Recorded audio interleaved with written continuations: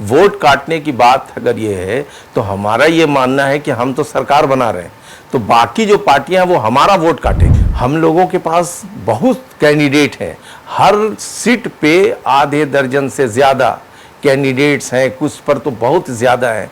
लोग बहुत ज़्यादा जन स्वराज की तरफ आकर्षित होकर आ रहे हैं।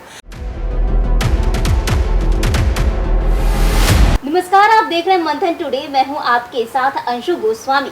हमारे साथ है जन स्वराज के मीडिया प्रभारी उबैदुर रहमान। बहुत बहुत स्वागत है आपका। आप एक शिक्षाविद हैं, तो आप राजनीति में कैसे आ गए? देखिए, मैं ये बात सही है, बहुत अच्छा सवाल आपने किया कि मैं एक शिक्षाविद हूँ और मैं राजनीति में क्यों आ गया। ये बहुत ही अच्छा सवाल किया आपने। लेकिन मैं आपको बता दूं कि मैं पहले काफ़ी सालों तक, करीब 25-27 सालों तक विदेश में था और वहाँ से रहने के बाद मुझे एक बहुत ही आदमी से मुलाकात हुई और उन्होंने मुझसे ये कहा कि आप जो इतने साल विदेश में हैं तो आपने क्या अर्जित किया है। तो जैसे आम एनआरआईज़ होता है वैसे ही मैंने भी बताया कि मैंने भी बहुत सारी प्रॉपर्टी बना ली है और चीज़ें कर ली है। लेकिन उन्होंने कहा कि ये सारी चीज़ें तो ठीक है, बहुत अच्छी है, लेकिन अगर आपको दुनिया क्यों याद करे, आपने क्या ऐसा किया है कि दुनिया आपको याद करे। तो मुझे ये बड़ा चुभता हुआ सवाल था और मैं इसकी तलाश में फिर हमने सोचा कि नहीं, मुझे ऐसा करना चाहिए जिससे वाकई मुझे दुनिया याद करे। इसलिए ये सोच करके मैं यहाँ आया इंडिया और यहाँ आ करके हमने एक ऑर्गेनाइजेशन शुरू की जिसमें फ्री बच्चों को पढ़ाना शुरू किया, जिसमें जो गरीब बच्चे हैं, अंडर प्रिविलेज चाइल्ड हैं, चाहे वो किसी भी धर्म और जाति से आते हों, उनको हमने पढ़ाना शुरू किया। और इस दौरान जब पढ़ाना शुरू किया तो ये देखा कि मैं बहुत सालों तक बाहर था तो बिहार की चीज़ों से उतना ज़्यादा अवगत नहीं था। जब मैं आया यहाँ और मैंने देखा तो ये देखा कि यहाँ पर जो एजुकेशन की स्थिति है वो बहुत अच्छी नहीं है, जो मैं मकसद चाह रहा था। ये तो ऐसा राज है यहाँ पर, तो पूरा जो है वो एक समझिए कि जाल बिछा हुआ है कोचिंग का। तो एक शिक्षा व्यवस्था ऐसी होनी चाहिए। हमारे दिल में एक बात थी कि कोई सरकार ऐसी होनी चाहिए जो शिक्षा पे बात करे, जो शिक्षा में बिहार की हमारी पहचान क्या है। हमारी पहचान बिहार की ये है कि हम पूरी दुनिया में एजुकेशन की वजह से जाने जाते हैं, लेकिन अभी हमारा हाल बहुत ख़राब है। इसलिए मैं इस तलाश में था। लेकिन इसी बीच में मुझे प्रशांत किशोर के बारे में पता चला तो मुझे लगा कि नहीं, ये बहुत ही राइट पार्टी है जिसको मुझे ज्वाइन करना चाहिए और मैंने इसीलिए जन स्वराज पार्टी को चुना।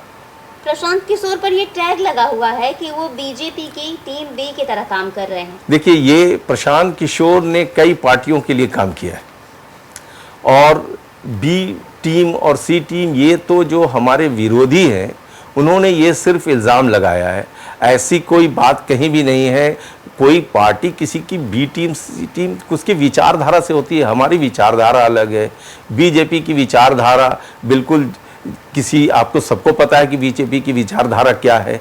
और हमारी तो विचारधारा ये है कि हम, जैसा भी हमने आपको बताया कि हम यहाँ आएंगे व्यवस्था परिवर्तन करने के लिए, जात धर्म चीज़ों से अलग लोगों की जो मूलभूत चीज़ें हैं उस पर बात करने के लिए आए। तो हमारे को बीजेपी का टैग करना या बीजेपी की बी टीम कहना बिल्कुल ही बेकार सा सवाल है, इसका कोई महत्व नहीं।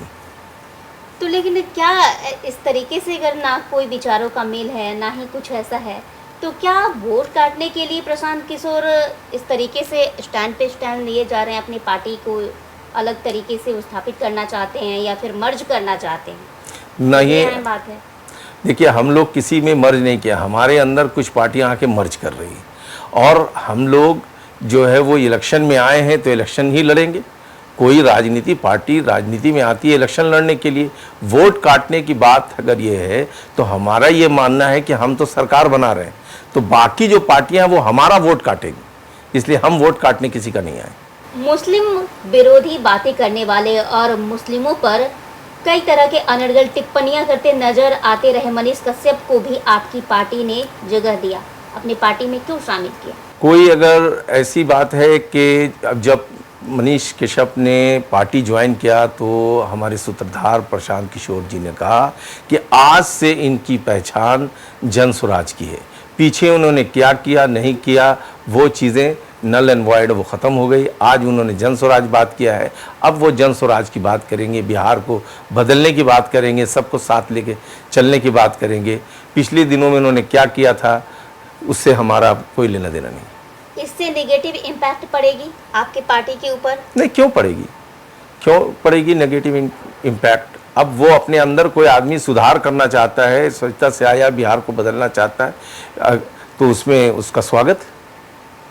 बड़ी बड़ी पार्टियां अगर बात करें बीजेपी, आरजेडी, बिहार में अगर पूरी सीटों की बात करें 243, फिर जन स्वराज, कैसे पूरी सीटों पर 243 की बात करें तो अपने उम्मीदवार कैसे उतारेंगे और जीत दर्ज करेंगे? बहुत अच्छा सवाल है आपका ये भी कि 2010 के बाद किसी भी पार्टी ने यहाँ बिहार में 243 सीट पर इलेक्शन नहीं लड़ा है। देखिए, जो मेहनत करता है, हम लोग गैस पेपर वाले नहीं हैं, बाकी लोग शॉर्टकट रास्ता ढूंढते हैं। वो आपने देखा होगा कि वो स्टूडेंट जो मेहनत करता है वो उसको अपने ऊपर कॉन्फिडेंस होता है, जो मेहनत नहीं करता है वो गैस पेपर पर भरोसा करता है। तो हमारे पास 243 सीट पर लड़ने की क्षमता है और हमने उसके लिए बहुत ग्राउंड पे जाके वर्क किया है और उसके बाद ही हम लोग ये डिसाइड कर रहे हैं। मैं आपको बता दूं कि मैं विस्तार समिति का मेंबर भी हूँ। हम लोगों के पास बहुत कैंडिडेट हैं, हर सीट पे आधे दर्जन से ज़्यादा कैंडिडेट्स हैं, कुछ पर तो बहुत ज़्यादा हैं। लोग बहुत ज़्यादा जन स्वराज की तरफ आकर्षित होकर आ रहे हैं।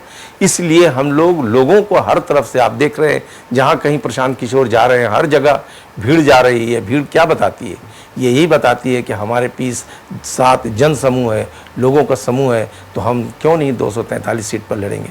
हम पूरे 247 सीट पर लड़ेंगे और जीत भी हासिल करेंगे। लेकिन उपचुनाव का परिणाम तो उस हद तक नहीं दिखा कुछ असरदार। देखिए, आपको बता दें कि उस वक्त जब हमारी पार्टी लड़ रही थी तब हमारे पास इलेक्शन कमीशन ने सिंबल भी नहीं दिया था। हम लोगों ने अपने तरफ से स्कूल का बस्ता रख लिया था, लेकिन सिंबल भी नहीं था। पार्टी बनी हुई बहुत दिन नहीं हुई थी, फिर भी हम लोगों ने इलेक्शन लड़ा और बहुत ताकत के साथ लड़ा और 10% वोट लाया। एक सिंगल पार्टी, बाकी पार्टियां तो कोalition में लड़ रही थी, मैं जन स्वराज पार्टी अकेले लड़ रही थी और अकेले लड़ने वाली पार्टी 10% वोट लाती है, ये बहुत अच्छा इंडिकेशन।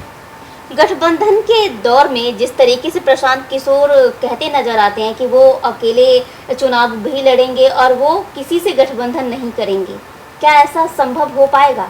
कैसे हो पाएगा? बिल्कुल संभव है, क्यों नहीं। अभी हमने आपको बताया कि हमारे पास जन समूह है, लोग हैं, हमारे पास कैंडिडेट है। बाकी पार्टियों के पास कैंडिडेट नहीं है, उनका संगठन नहीं है। हमारे पास संगठन है, हमारे पास है, चीज़ें हैं, लोग हैं, लोग लड़ने के लिए हैं, जन समूह है, लोगों का सपोर्ट है।